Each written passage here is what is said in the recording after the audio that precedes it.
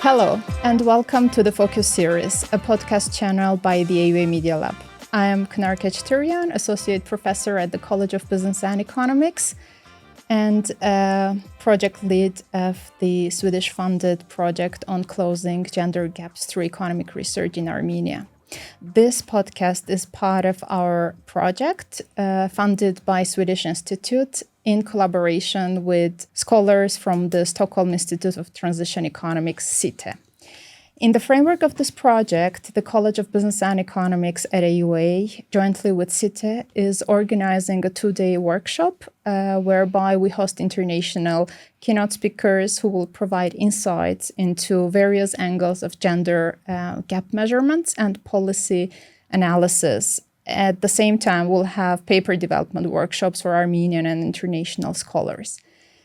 It's my pleasure and honor to host Professor Lydia Farré, who is one of our keynote speakers. Professor Farré, welcome to Armenia and to AUA. You are a highly decorated scholar. I'll briefly introduce your background. Professor Farré is a tenured scientist at the Institute of Economic Analysis. She is an affiliated professor at the Barcelona School of Economics and program director of Master in Economics of Public Policy. Her research interests are in the field of labor and public economics, with a particular focus on gender economics. Dr. Farré, what drew you to the economics in the first place, and what motivates you in your work? Well, first of all, thank you very much for the invitation. I'm very happy to be here. So I'm going to try to address this question. So I decided to go for economics because I thought it would be easy to find a job afterwards. And indeed, I did. I started working for a private bank. However, I soon realized that I could pursue, or I could have more opportunities if I kept studying. So I went to the European University Institute in Florence to get a PhD in economics.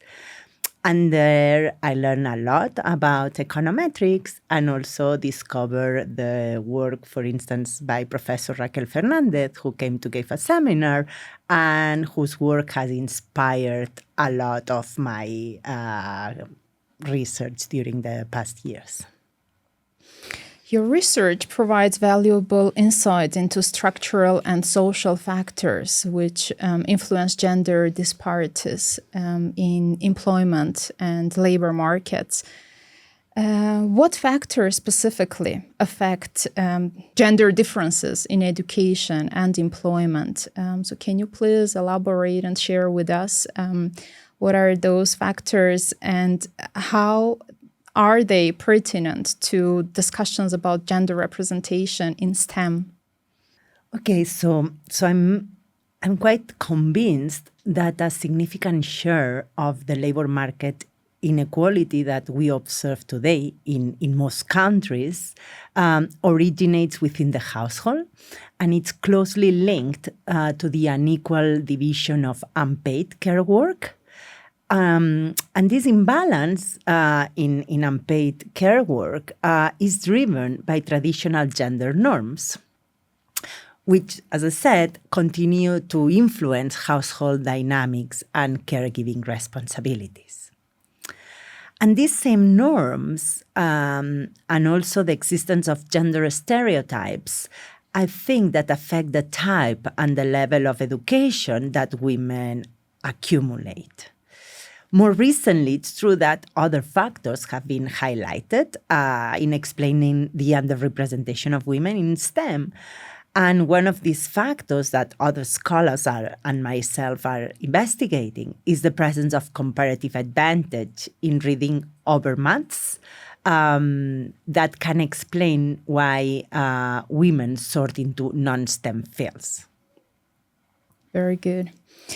In a number of your studies, you are exploring the labor market outcomes and inequalities. For instance, in one of your recent studies on gender inequality in paid and unpaid work during COVID-19, which is published in the Review of Income and Wealth, you showed that pandemic resulted in an increase in gender gap in total hours, including paid and non-paid work. Can you please elaborate on the key findings of this study and whether in the aftermath of the pandemic, the differences, gender gaps that you observe that are still continuing, and also will the effect triggered by the global shock contribute to changing gender norms across generations?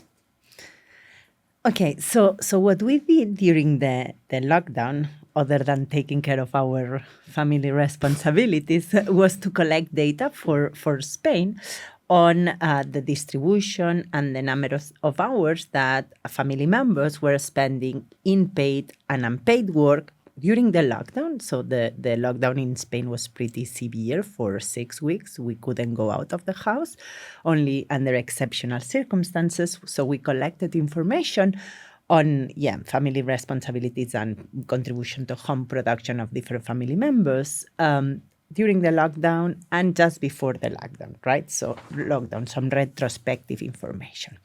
And then what we saw is that both men and women during the lockdown decreased the number of hours they devoted to paid work and increased their time spent on unpaid work. Okay. However, the increase in unpaid work was significantly larger among women. So as a result, the gender gap in total hours worked increased. So 2 years later, in 2022, we collected new data and found that men were spending more time on unpaid work than before the lockdown.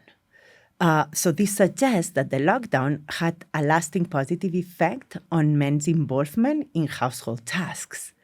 And perhaps the lockdown gave them a better understanding, or men a better understanding of household logistics and the time and effort that it requires, right? So it was a sort of an opportunity to learn how costly it is to develop these non-paid activities or unpaid activities. And then what I think is that this more egalitarian distribution of family responsibilities and domestic work, if it persists over time, can of course have an effect on the new generation, right? Because at the end they see a more egalitarian distribution of family responsibilities. And we haven't explored exactly the impact of the lockdown on long-term outcomes or on the new generations. But for instance, we have some work on the effects of the introduction of the paternity leave permit in Spain and how this has affected the views toward gender roles of the kids, right? Because the paternity leave promotes the participation of men in caregiving responsibilities, then these kids see a more egalitarian distribution of unpaid work, and they have more progressive attitudes toward gender roles. And that's something we have checked by collecting data on new generations.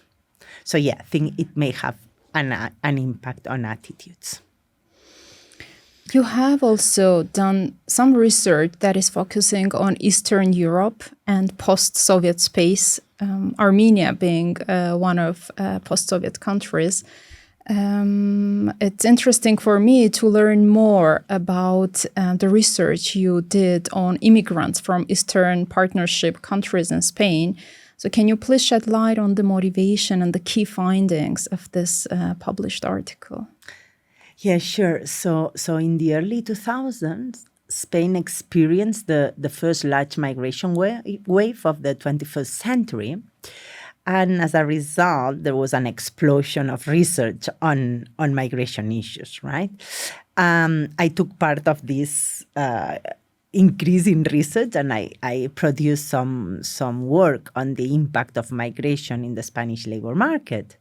And in particular, this paper you are referring to was commissioned by ICA, and we studied the integration of migrants from Eastern European countries in Spain. Okay, so we use the Spanish labor force survey and examine how this group of migrants were doing during this migration wave. Okay, so the main findings of the study show that migrants from Eastern European countries, including Armenia, were often overeducated for the jobs that they were doing, and they were predominantly employed in the service and the construction sector, often under precarious conditions. And then, so there was like a mismatch between the skills of the migrants and the type of jobs they were performing, right? So with the onset of the recession in 2008, the migration wave reached its peak, and then unemployment rates started increasing, and some policies were introduced to encourage return migration, right? So this was more or less what we study in this paper. But now there has been another wave in Spain since 2016. Spain has experienced a new wave of migrants, but here we have migrants primarily from Latin America and Africa, and more recently from Ukraine. But what we observe is a similar pattern, right? That there is a mismatch between the skills that migrants but in this case, because migrants come from Latin American and African countries, the mismatch is not that high because the level of qualifications is different from the level of migrants from Eastern European countries. So a little bit different, the second wave. Very good. You are also heavily involved in applied research or policy evaluation analysis, including the collaboration that you have done with the Ministry of Science and Education in Spain. So speaking of policy, public policy, and one of the important aspects of economics research that is to contribute to evidence-based policy making and evaluation, can you please elaborate on why it's important to use rigorous empirical methods to evaluate public policy? And what are the common pitfalls when policy evaluations are being carried out? Well, the main thing here is that individuals or units of analysis may respond differently to the same policy, and therefore conducting rigorous empirical research is crucial for the design and the implementation of effective policies. So indeed, to evaluate the impact of a policy, one needs to compare the outcomes for an individual or unit under treatment to what would have happened in the absence of this treatment or this policy implementation. And then, since it's impossible to observe both scenarios for the same unit simultaneously, or what we call the counterfactual, social scientists often use causal inference techniques to construct a credible counterfactual, as I was saying, and there's specific identification assumptions, right? And then what we see is that since the late 90s, there has been an explosion of methodological developments that enable researchers and policymakers to estimate the causal effects on a more reliable way, right? And then accurate policy recommendation should be always grounded in quantitative analysis that account for this individual heterogeneity in policy responses. And my follow-up question would be, how do you think economists could better communicate the outcome, the findings of their research to the policymakers and to the general public? Well, I think that economists should be very rigorous in their analysis. As I explained before, we must use these causal inference techniques to identify causal parameters, but also we need to be able to translate what this causal parameter means, right? So I'm going to give you an example that maybe clarified what I said before. So imagine that governments want to decide how much to spend on education. So a key parameter there is the returns to education. Okay, so by how much the wage of an individual is going to increase if he or she stays one additional year in college, right? So to identify or to estimate this parameter of the returns to education, we can not only look at individuals who actually are in school, right? Because they are a selected sample. And if we, for instance, compute the mean of the wages of those who have accumulated 15 years of education, this is not an accurate measure of the returns to schooling, right? So then to overcome this difficulty, for instance, we could compare the earnings of individuals born in different quarters of the year, right? Because it has been shown that individuals born early during the year, right, have a higher dropout probability than those born at the end of the year. And this is because many countries have a minimum requirement or the minimum school leaving age. So youngest individuals should stay until the end of the academic year. And as a result, individuals born early in the year drop out also early from college. So I think that we need to be very careful identifying the parameters and then translating it to policymakers and the general public so that they can understand what we are measuring. Very good. As a seasoned scholar and program director, what advice do you give to students who choose this path of becoming an economist and who want to shape public policy through research, especially in light of digital transformation? Okay, so they could come to Barcelona and enroll to our program at the BSc, or alternatively, make sure that you acquire or students acquire the necessary quantitative techniques to produce evidence-based insights to guide the development of policies to improve efficiency and equality in the economy and in the society. But quantitative skills are key for economists to evaluate the effect of policies and to rigorously design interventions that work.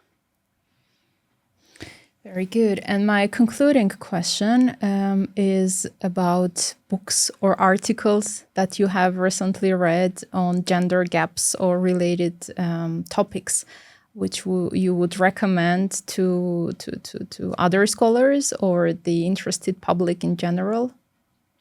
So I would recommend the book Career and Family by the 2023 Nobel Prize Claudia Goldin to understand the progress women have made over the last century and why they should stay where they are. I mean, why it has been so difficult to get here and why we should stay here, right? So I would recommend this book by Claudia. Very good. Thank you very much, Professor Farré. It was our pleasure to host you here at AUA, and we look forward to the upcoming workshop. Thank you very much for the invitation. Thank you.